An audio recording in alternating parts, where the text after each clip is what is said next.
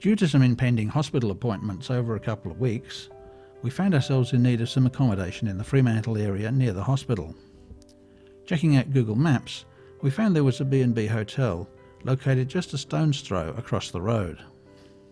Not knowing any more than it was close to the hospital, and that the price was pretty reasonable for the area, we booked in and made the 1-hour bus journey from Rockingham to Freo. Check-in time was 2 p.m.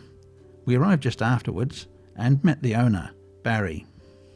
He showed us around and told us about the facilities. We were very impressed with what was available and with the lovely atmosphere of the hotel. Barry had been there for 25 years and has converted what was once 3 terrace houses into a lovely colonial-style hotel. The rooms are very comfortable and well appointed. While it's pretty normal these days to have Wi-Fi in hotels, it's not often you get the use of a laptop thrown in. During our trips up and down to the hospital, we stayed in rooms 1 and 5. Both of these had laptops as part of the room's facilities.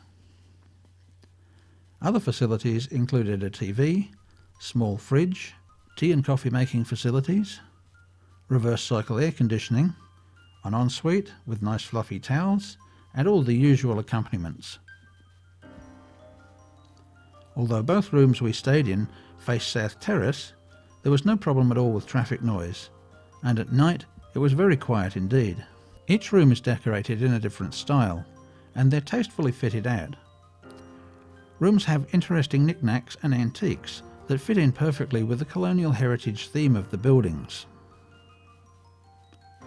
Along the front of the building, there's a glassed-in veranda with tables, chairs, and comfy seats. This is an ideal place to sit and relax after a long day sightseeing around town. Another enclosed section runs along the back of the rooms. Here you'll find more seating and a desktop computer. There's a downstairs section with an exit to the free car park at the back of the building.